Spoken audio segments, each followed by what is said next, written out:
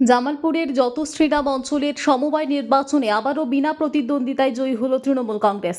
কারণ সমবায় সমিতির 15টি আসনে তৃণমূল ছাড়া আর কোনো দল নমিনেশন জমা করেননি। আজ বেলা 3টে পর্যন্ত সময় ছিল নমিনেশন জমা করার। 3টের পর বিজয় উৎসবে মেতে ওঠে নমিনেশন করা প্রার্থী সহ অন্যান্যরা।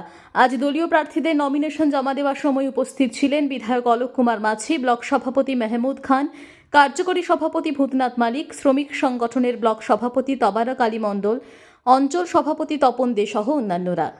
বিধায়ক বলেন, রাজ্যে যে উন্নয়ন চলছে তাতে করে বিরোধীরা তাদের প্রার্থী দিতে পারছেন না। কৃষি ও কৃষকের উন্নয়নে কাজ করা হবে বলে জানান তিনি।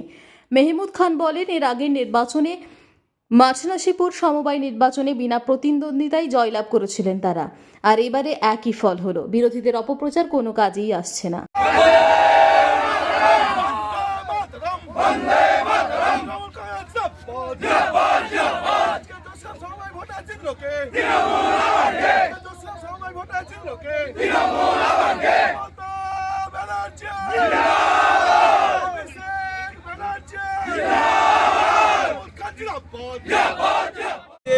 এলাকার মানুষ যে সম্মান দিয়েছে মাননীয় মুখ্যমন্ত্রী মমতা বন্দ্যোপাধ্যায়, আমাদের নেত্রী এবং আমাদের সর্বভারতীয় তৃণমূল কংগ্রেসের সাধারণ সম্পাদক অভিষেক বন্দ্যোপাধ্যায়ের নেতৃত্বে আজকে সার্বিক যে উন্নয়নের নিরিখে আজকে সবাইকে আমাদের সাধারণ মানুষ উপহার দিলেন তৃণমূল কংগ্রেসকে।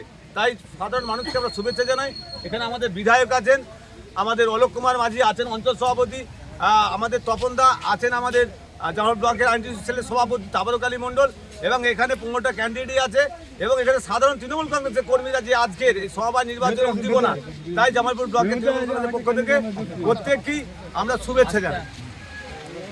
দেখছেন সংবাদ শিরোনাম।